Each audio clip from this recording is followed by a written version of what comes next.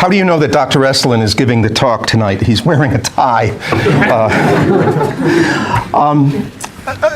I should mention, I should speak a few words about the title of the talk. It's called the Boethius Option.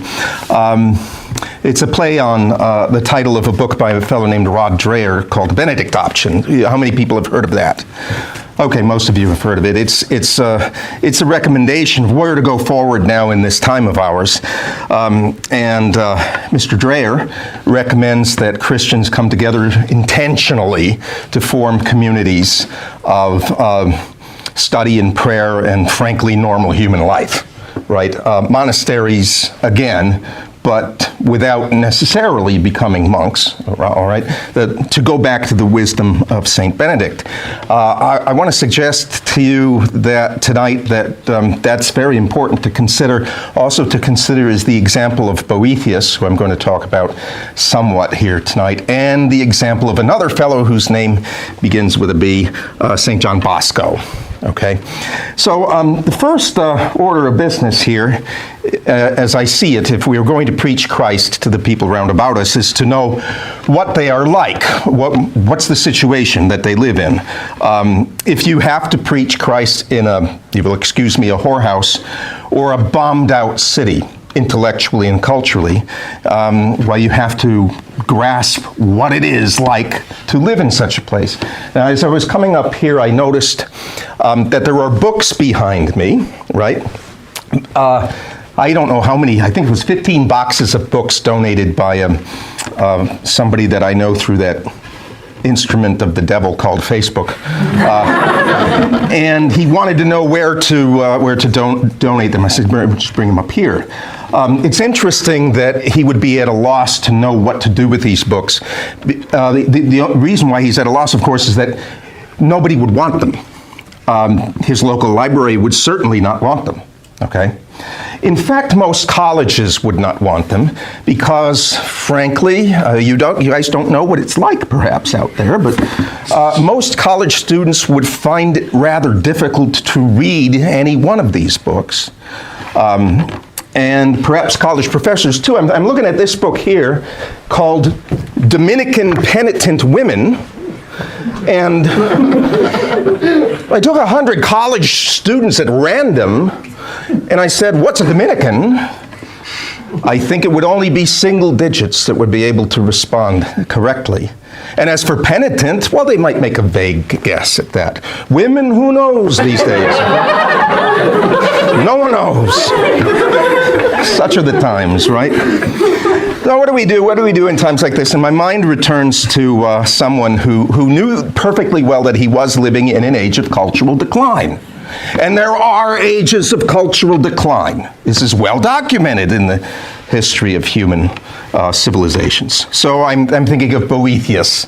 He's the greatest scholar of his time, the greatest scholar of that century in the West, the early 6th century A.D. You all know who Boethius is, yes? Anybody not? You may leave. So he's the greatest scholar of his time, and he's, as you may remember, you who have read the Consolation of Philosophy, he awaited, near the end of his life, a gruesome execution at the hands of the Goths. They had assumed lordship over the Roman state in the West. Now, the Goths were not pagans.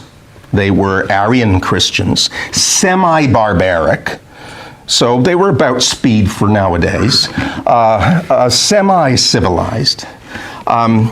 They acknowledged, for instance, the overlordship of the emperor out in the east in Constantinople, but they still had plenty of what we would call barbarism about them. And he was awaiting a gruesome execution, too. If you were a Roman citizen back in the day, and you were sentenced to death, you could not be executed in any gruesome way. The execution was beheading, okay? But the Goths were not quite Romans, and so he was awaiting a nasty execution. Tell you about it after the talk if you want to know, okay? Anyway, to Boethius's farsightedness, we owe much of what the Middle Ages knew of Greek philosophy. He preserved it. He translated it. For instance, he translated a lot of Aristotle and Plato. He was an original thinker, but also a preserver. The crown of his life's work, which he did not live to achieve, was to show that the philosophies of Plato and Aristotle were in harmony rather than in conflict, as most people saw it, as most people had concluded. He did, however, achieve a great deal, even though his life was cut short. He kept alive in his place and time those very philosophies themselves. And the only reason why he was in prison at all was that he was an old-fashioned Roman following what he thought was his Roman duty. His duty to his country was more important than his desire to live a fairly well-to-do and retired life of a scholar. That is, he could have lived that life and not gotten into trouble at all. He wasn't made to be a politician. He didn't enjoy politics, but somebody has to do it in a bad time. So he took what we might call the Boethius option, that is, he worked in the political arena against his inclinations. And I have to confess to you, I have not taken that option. I do not like the political arena. Somebody, though, has to do it. Boethius lived in bad times. However, he was not what I'm going to suggest that contemporary man is right now. He was not alienated. Okay? You guys who have been reading Camus and Hannah Arendt know that this is in play, right? The essential alienation of contemporary man. We see that he was not alienated in the Consolation of Philosophy when he describes the proudest day of his life, okay? His two young sons were elected to the consulship on the same day, and they were led in parade before cheering crowds. Now, this is strange, right? 476 AD, a teenage kid named Romulus Augustulus, and that is a great name for the last of the Roman emperors in the West, right? Romulus Little Augustus is confronted by a German warlord named Odoacer, who says to him, "Sonny boy, wouldn't you really rather be a monk?" And Romulus Augustulus says, yes, sir, and abdicates. And that's 476. We're talking decades after that. There still is, apparently, a Senate in Rome, in the West, and consuls, right? The office of consul was once the most powerful in the state. It was now not much more than an honorary title. Boethius surely knew that. But he could think of consuls going back 1,000 years. 1,000 years to the days of the first Brutus, the liberator of the Roman people from domination by the more sophisticated Etruscans and the Etruscan kings, the puppet kings that the Etruscans had in the little Roman area. Boethius wrote, as I've said, in a tradition of learning that also went back 1,000 years. To Socrates, Plato. He studied Socrates and Plato not as an antiquarian or an archaeologist. They were really present to him, urgently present. His poetry, Boethius' poetry in the Consolation of Philosophy, employs meters that bind him to lyric poets writing in Greek and Latin centuries back, even to the great singers of the epic, Homer and Virgil. Above all that stands his Christian faith, also his debts to Augustine, St. Augustine, and other Christian theologians, and his confidence that his life and the lives of all men were in the hands of a just and all-wise and almighty providence, eternal, the self-same, never failing. How could you be entirely alienated with that? It's not possible. It's not even conceivable.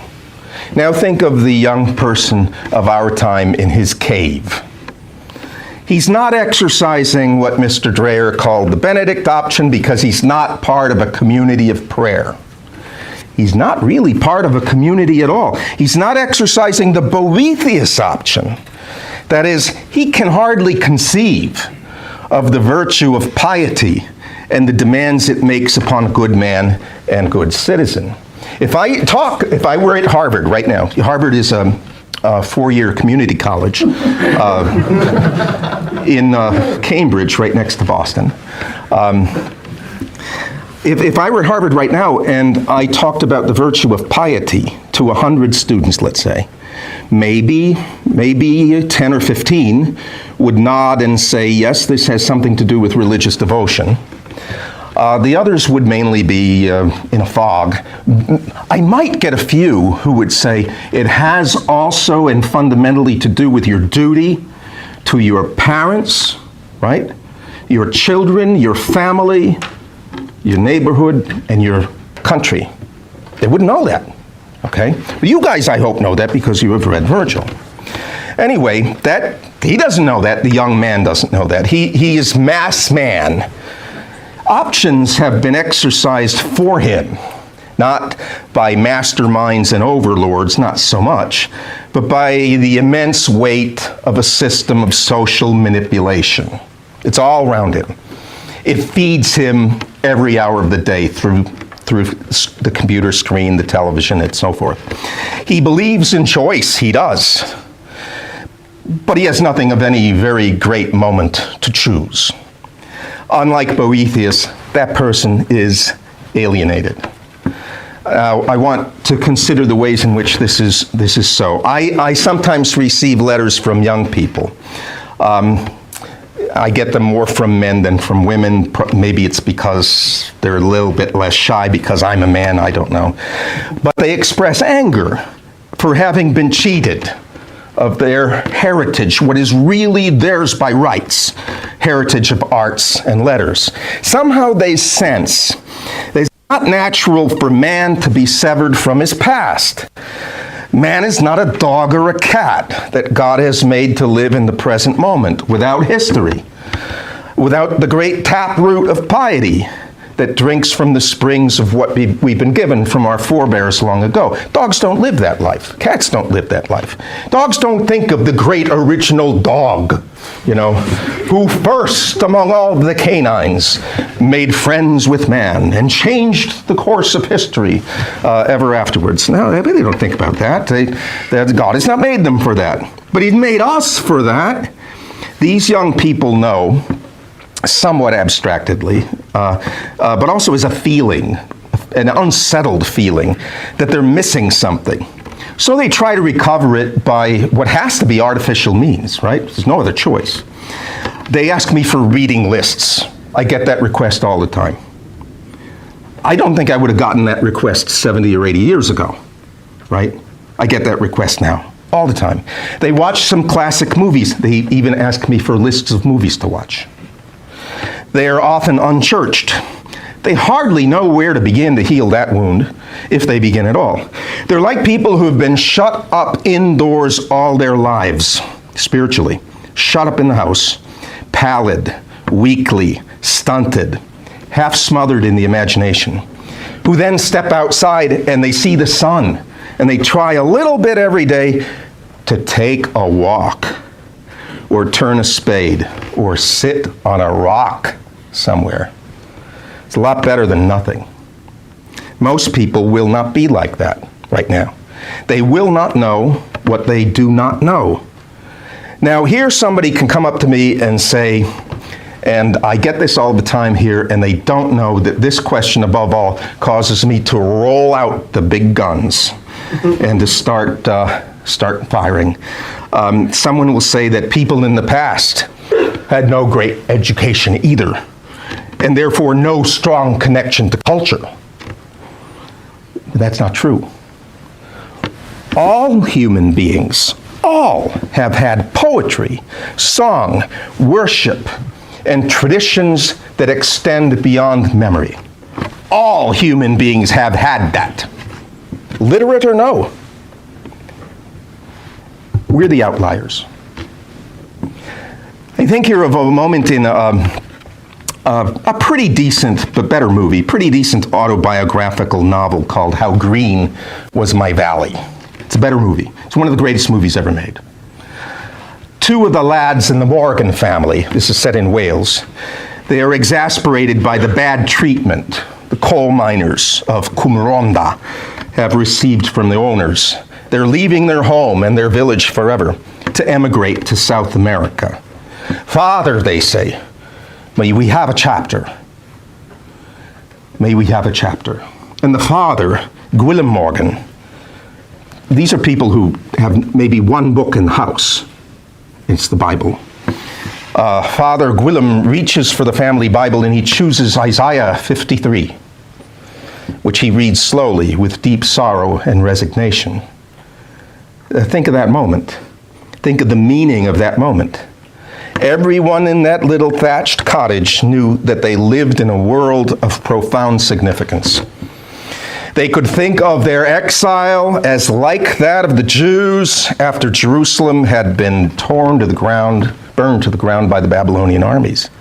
But they could yet trust that wherever they went, the God of their fathers would be with them. In fact, the Welsh in those days remained Welshmen wherever they went. They did leave, just kind of a version of the Irish leaving Ireland because of the potato famine. The Welsh coal miners leaving Wales because of the ill treatment they received from the owners of the mines. They went to a Welsh-speaking colony deep in the heart of Argentina, where there is still a village where people speak Welsh. Or they went to the coal mining towns of Pennsylvania, where I grew up. They spoke and sang and prayed in Irhenyaith, the old tongue. That was the way with German and Swedish Lutherans who came to the United States also. So it was with French and Italian Catholics. They had cultural homes, thousands of miles away from where they were born. And they had them, though they had hardly gone to school at all. My grandfather, my mother's father, left school in the 2nd grade. But modern man in his cave, mass man, he doesn't have any home like that.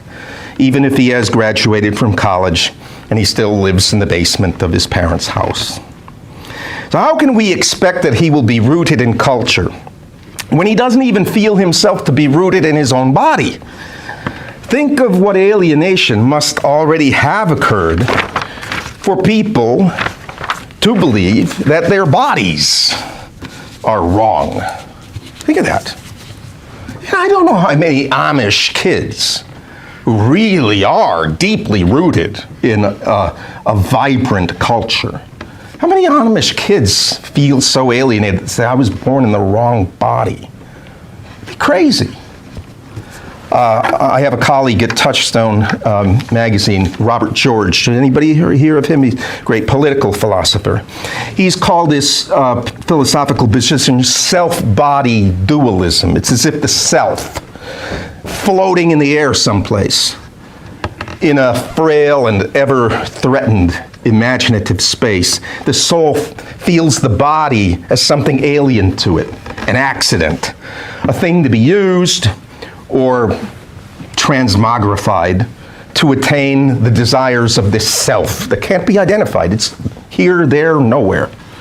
The very possibility of saying, I have the wrong body, would not have occurred to anyone before our time and place. It would not have occurred to young Hugh Morgan in the novel that I alluded to.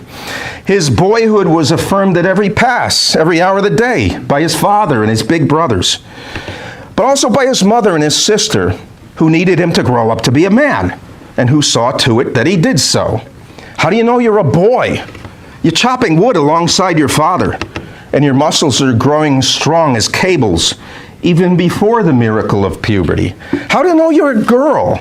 You're baking bread alongside your mother. You'll have memories in your arms and hands and fingers of what it means to feed hungry people, from the toddler tugging at your skirt to the great big exhausted man come in from the field.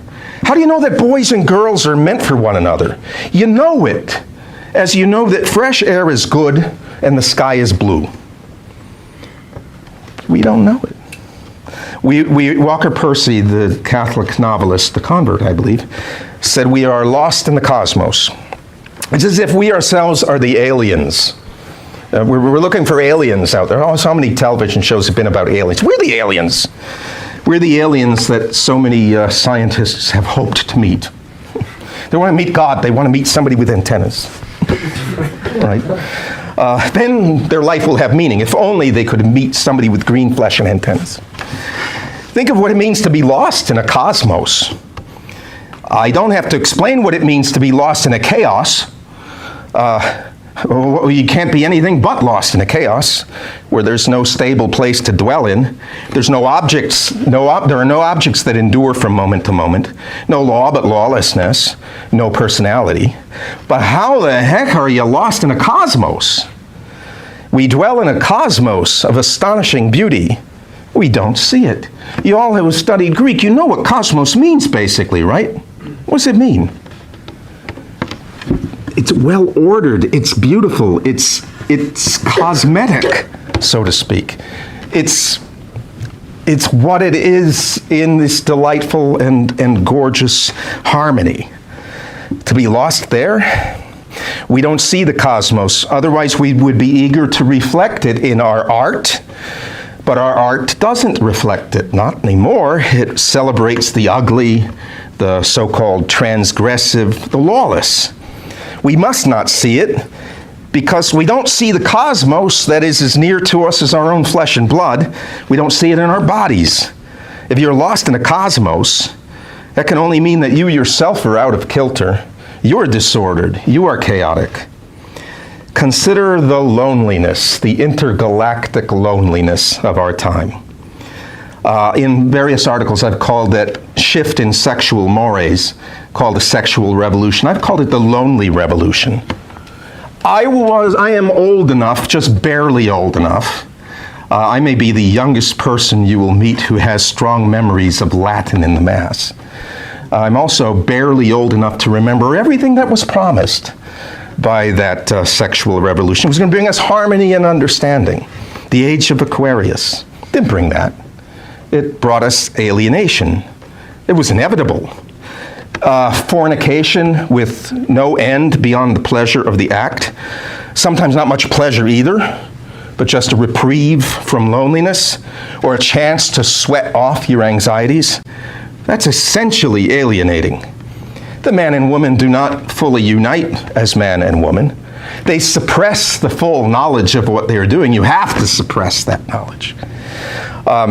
You have to remind them, and they don't want to be reminded, that that's the child-making thing that they are doing. A woman can become pregnant only by means of someone's voluntary action. Her own action, too, unless she's the victim of a rape.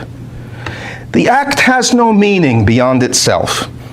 Hasn't even the innocence of dogs in the natural throes of reproductive urgency.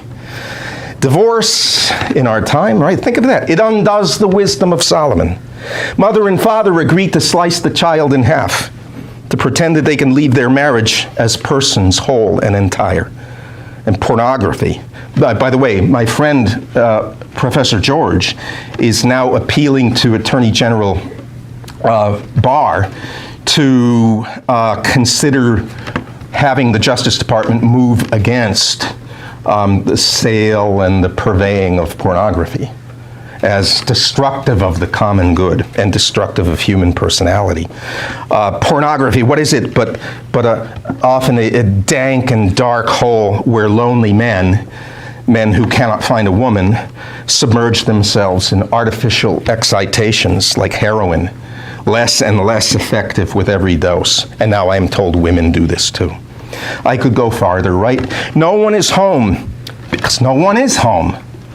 House, I'm not the first to say it. This has been said for about 30 or 40 years. The house is the family's haven from the outer world at best. The outer world is a world of mass men. No one knows anyone else. Your typical street in America right now, people are not likely to know the names, first and last, of the people who live 2 doors from them on either side. That is a new thing in the world. Very strange thing. No one knows anyone else. There are more cars on the street than children. I noticed this 25 years ago. I was driving my daughter to her ballet lesson, and I passed by some buildings that had been used as the Navy as barracks. They were now being used as low-income housing. And it was only because it was low-income housing that I saw what I saw. I saw boys in a big field playing football. And it suddenly struck me with great force that I had not seen that in 15 years at least. That's bizarre, okay? Frankly bizarre. There are more cars in the street than kids. Young people grow up without the powerful memory of endless summer days when they played outdoors till they dropped, with kids they liked, kids they hated, but in any case, with them, not alone, right? And in fact, sometimes the kid that you absolutely hated when you were a kid, you end up growing up, you like them pretty good, you know? Sometimes a clenched fist to the cheek is a token of friendship. They have memories almost as strong as the memories we have from the family table and the parlor and the bedroom shared with a brother or sister, the conversations that could go long into the night. I could go farther. I could go as far as heaven. Think about these verses from Scripture, two of them together. It is not good for the man to be alone. Right? That's the first time in Scripture that something has been called not good. Okay? Not good for the man to be alone. And remember the Sabbath to keep it holy. Put those two together. When the Lord God considers Adam, he sees his beloved creature as incomplete, even though the man has just exercised a godlike authority in naming the beasts.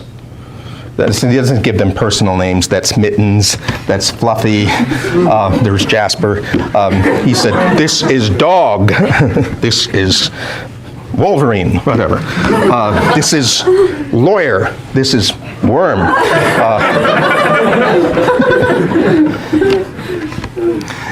God whom we worship as three persons, that God is not alone. I think of Chesterton's wonderful phrase, he is not the lonely God of Omar. He is a communion of persons, essentially, not by decision or by accident, essentially in relationship. Adam can't bear the image of God unless he too is bound in relationship with a help who is meet for him. Meet, M-E-E-T, for those of you from Yale, the word means fitting, okay? There's nobody here from Yale, so I don't need to explain that, but the Princeton person should insult Harvard, Yale, but get me talking about Princeton, then the insults will fly. God made the light, and he beheld it as an artist beholds his work. He declared it to be good. But that the man should be alone, that's the first thing that is lotov in Scripture, not good. So suppose we accept what even the pagans must have seen. Man and woman belong together. The family is the cradle of all human society. To some extent, it is also the end for which we have politicians and laws and armies at all, that there should be thriving families everywhere. But is that it? Is that all we need? Will man be relieved of his loneliness if he has a family and children? Isn't there anything more? And that's where I like you to consider that other verse. Remember the Sabbath to keep it holy. Made as we are in the image of God, we are also made for God, made for that participation in a life of eternal love, which is the Trinity.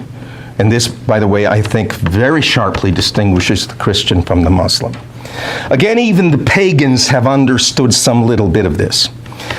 Joseph Pieper, who is Dr. Sampo's twin, separated at birth. His picture is out there. He rightly said that there's no such thing as a feast without the gods. No matter how dim the memory may be, a feast to which the gods are not invited, or in which the gods are not invoked or praised, is simply an anthropological absurdity. We are united, if we're going to be united at all, we're united from above. Consider how the bonds of family life grow frayed and fragile over time without the strength of religion or the duty that we acknowledge to God. It's a good thing to remember playing ball with your brother. It's a good altogether of another dimension to remember singing a hymn with your brother. A people who do not in some fashion come together in worship will soon not come together at all. This is, I think, the case. This is the state of affairs out in the United States now. When they lose the sense of belonging to God, they lose in turn the sense of belonging to one another. There can be no brotherhood of man without the fatherhood of God. And I'm not the first to say that. For a while, in some people, maybe people who are endowed by God with a really fine constitution and a good digestive system. For some people, a loss of religious faith will be compensated by, I don't know, vigorous social action maybe. But it's ultimately empty. It doesn't soothe the heart. It's a bandage laid over the Grand Canyon. When the inevitable frustrations and failures come, such people collapse, or they can collapse into political actors with a vengeance. You want to know who hates with the bitterest hatred in the world? A disappointed philanthropist. C.S. Lewis once imagined a race of semi-rational creatures, monopods. This is in the Chronicles of Narnia, hopping about on one foot. The monopods couldn't imagine that there were creatures walking on 2 feet. They would rather deny the evidence of their senses than admit that possibility. That's our modern man. He's lonely. He's grown habituated to it. He can't imagine what a real society might look like. The basement is comforting because it is dim. He is faithless, but he's grown habituated to it. He can't imagine what it would be to praise God from a full and joyful heart. Singing is too strenuous for his frail constitution. He has no hope in this world or the next. He doesn't even understand what that word hope means. He confuses it with optimism. Never make that confusion. Optimism is a confidence man, an imposter. It's hope that's the real deal. Hope that you want. Hope is for man on the field of battle, and battle means danger. But this poor man I'm talking about, he has no culture to which we might appeal, from whose nourishing roots we might work. He's been told all his life that beauty does not really exist, and he seems determined to make that denial a reality. He has no strong connection to the natural world around him, but he is still made by God, for God, made for the love of God and neighbor, made for genuine love. So what do we do with this alienated man? How do we preach to him? How do we teach him? It's the question. What do we do? This is the situation. Well, first, you can't give what you don't have. That's a platitude too, right? I'm not the first to say it, but it's so. One alienated man cannot save another. One drowning man pulls the other drowning man down. So we must certainly regard the wisdom and the practice of St. Benedict. We must have, if it's not happening naturally, so to speak, then let it happen artificially, by intention. We must have communities of prayer, healthy family life, and what is now called classical learning. Classical learning now just names what everybody, until around 1930, in the Western world considered education to be. Okay? We may reform some long-established schools and colleges and social organizations here and there, as the case may admit.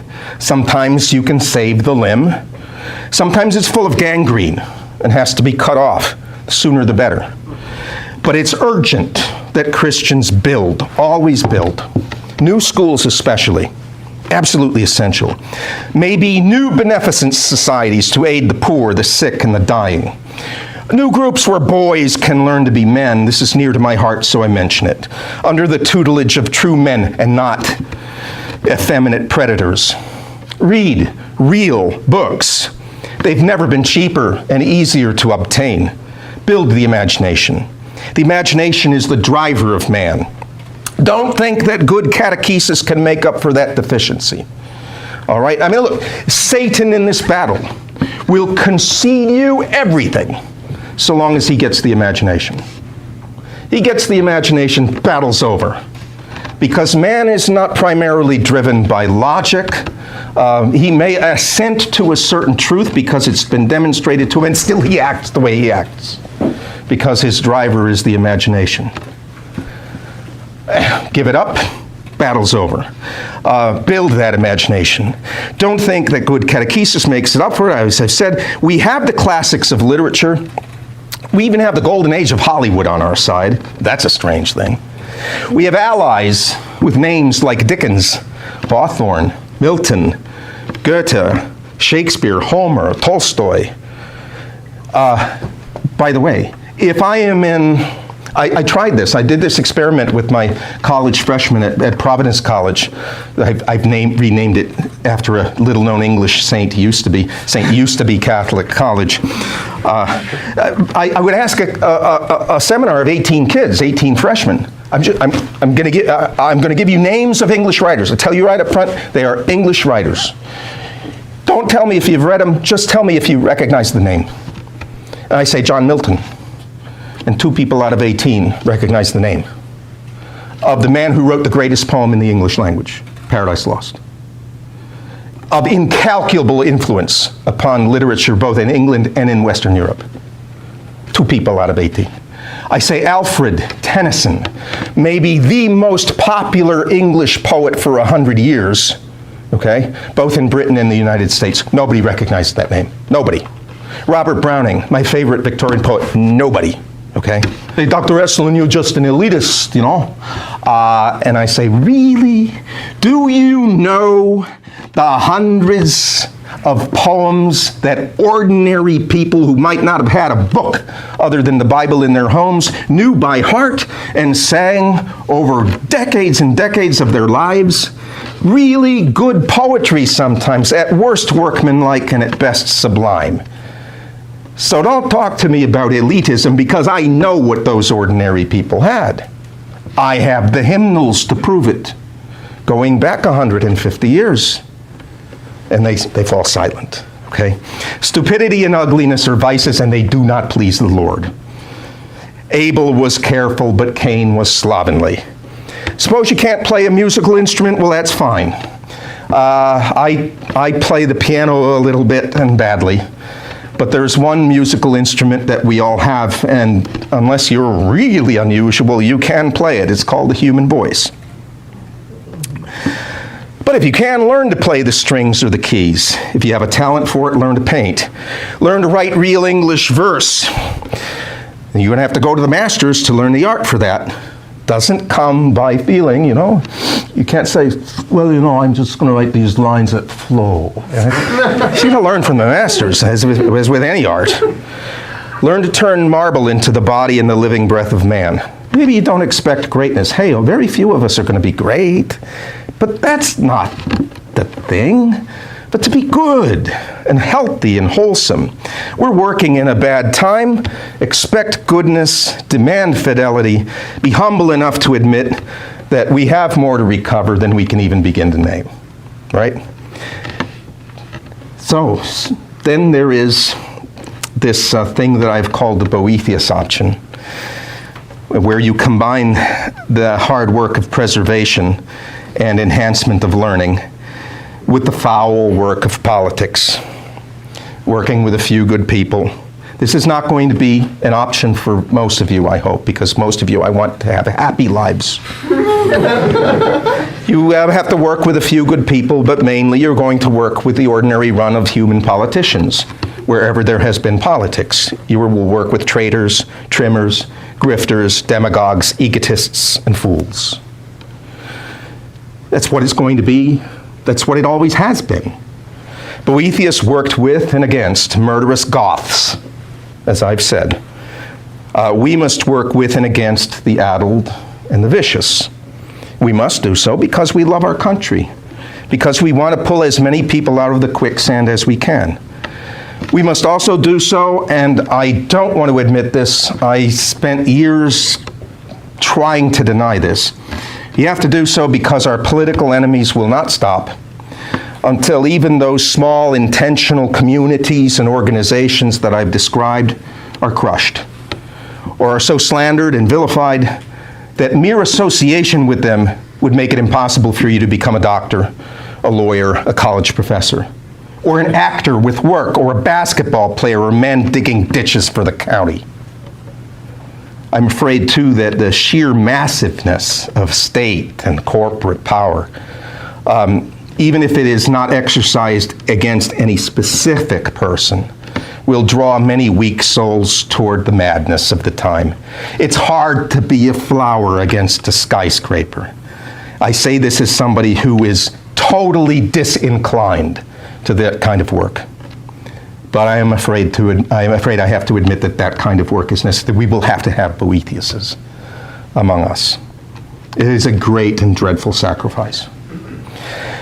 But to go even farther here, neither Benedict nor Boethius will do enough for men already alienated, so I am now recommending my third of the B's here, another line of attack, which I'll call the Bosco option, for St. John Bosco, who ministered to the street boys of 19th century Turin, who built schools and founded a whole order of teachers, the Salesians, now gone off the rails, so we have to reform what we can reform and found things anew. But anyway, John Bosco combined kindness with absolute cleanness of life and a real shrewdness about the boys he wanted to save. Shrewdness as to what they were by nature. No slogans, nothing politically correct. You got to work with what really is.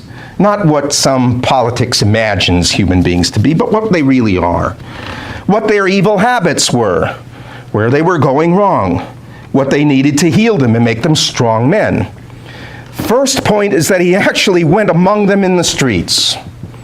He appealed directly to their boyish natures. He was an athlete and an acrobat. Did you know this? I mean, to string a wire between two trees and he walked tightrope. I mean, what boy can resist some guy walking a tightrope? He performed tricks of dexterity for them. He performed magic. He fed them. Now that's something. Okay?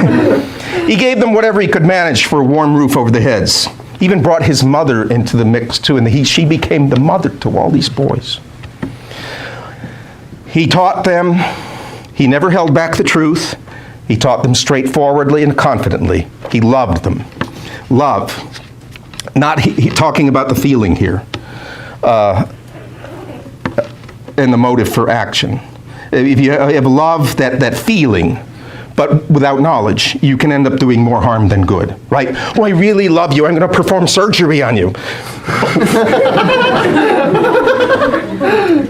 Where's the lug? Where's the wrench? Where's the? If you're sick, you want someone who knows what's wrong with you. Not someone who has no notion of disease, but who is eager to help by giving you the latest oil and alcohol concoction from the traveling huckster. But if you're sick in the soul, someone who knows what is wrong with you, but doesn't love you, will do you no good. He too may do real harm if you come to associate his diagnosis with his indifference or his contempt. We here must be like John Bosco was to the boys. We must love them and be clear about the fact of their profound alienation, its causes, its character, its prognosis. Which man among you, says Jesus, if his son should ask him for an egg, would give him a scorpion? We have people now without fathers to ask for anything, and people who demand scorpions instead of eggs, because that's their identity. They are scorpion eaters. They do so partly from perversity, mainly from ignorance and alienation and despair. Never underestimate the loneliness that is at the heart of much of our current confusion. Pope Francis has called the church a field hospital. He's right about that. Whether he's right about the diseases and the proper remedies, this is another question I don't want to get into. We should know the diseases. And on a human level, we should have ready the remedies on a human level. Son asked for an egg, not a scorpion. But the son is also, that son asking for an egg is not also asking for the bread from heaven. He's not yet asking that. Not yet, at least. On the streets of this new and terrible Turin, polished, without, but full of corruption and dead men's bones within, we'll meet young men who have never had a close male friend in their lives. That's a new thing in the world. Profoundly sad. Some of those men will turn toward other men in a sexual way to relieve the alienation. Others will not, but they'll shy away from friendship for fear of its being misunderstood or made the object of scorn. And apparently, I am told now this is happening among young women too, girls, afraid of a powerful friendship with another girl. That's a wound to heal, and John Bosco's got to see to it. He knows what the sufferer doesn't know. He knows that that kind of friendship, man with man, woman with woman, is an ordinary and natural thing. He knows, as a matter of fact, that, excuse me, that every civilization in the world has been built upon the bonds of male friendship, the team, the platoon, the work crew, men aboard ship, hunters, fishermen, lumbermen, linemen, drovers, guildsmen, even the guilds of professors. He'll remember that Jesus himself in his humanity called round him a band of brothers, the apostles, to be his ambassadors to the world, putting their lives at risk, baptizing all nations in the name of the Father and of the Son and of the Holy Ghost. In the streets of this new Turin, he'll meet people who have never read a good book. That's true. In all their lives. And that wouldn't be a big deal if we're talking about illiterate peasants who went to Mass every Sunday and who sang songs, folk songs, hymns, had hundreds of them by heart. They have no poetry or long-loved songs by heart. They are alienated from culture itself. They can decipher words on a page. Maybe it would be easier to heal them if they couldn't do that, because they believe inaccurately that they do know how to read. We must teach them to read. That won't be easy. Children like to read because reading opens the universe to them. Our street people believe they know all there is to know about the world. They're like people who think that they know the stars because they once saw them reflected in a puddle. But slowly and patiently, we have to teach them to read good things. Maybe the first step will be to get them to watch a good movie, artfully crafted and true to life, true, saying true things about human beings, about men, women, children, good for the soul of man.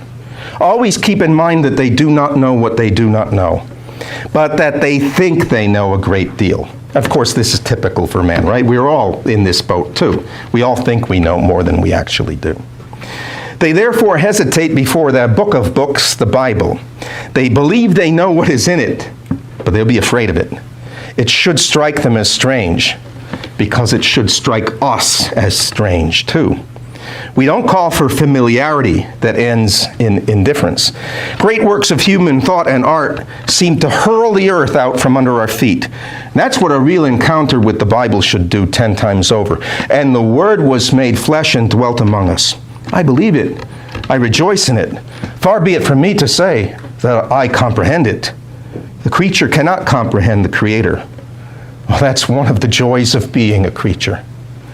In the streets of Turin, this Turin now of steel and glass, we see people hurrying off to work.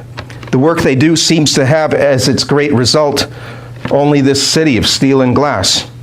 Alienated people build up an alienating city. We speak a lot about community, but where is it to be found? In cubicles? Why do we work? The alienated man does not know why. We work, he thinks, because otherwise we have no worth. We work for money. Money is for the pursuit of your pleasure. Many commentators have compared modern man, nameless and faceless, swept by the millions into their places of work, then swept by the millions back to the places where they sleep, compared them to ants in an anthill. This is unfair to ants. Ants do what they do by the nature God gave them. You kick that anthill, They scurry about till they build that thing again. Why do we build what we build? Why, with our vast wealth, do we build so many things that are ugly, or that express a strange, vindictive desire for self-obliteration? We must then bring to this alienated man the nourishing reality of leisure, not vacant time, not the vacation. You've read your Joseph Pieper. He's got enough of those. He's vacuous enough already. I mean the leisure that partakes of the feast. Remember the Sabbath to keep it holy.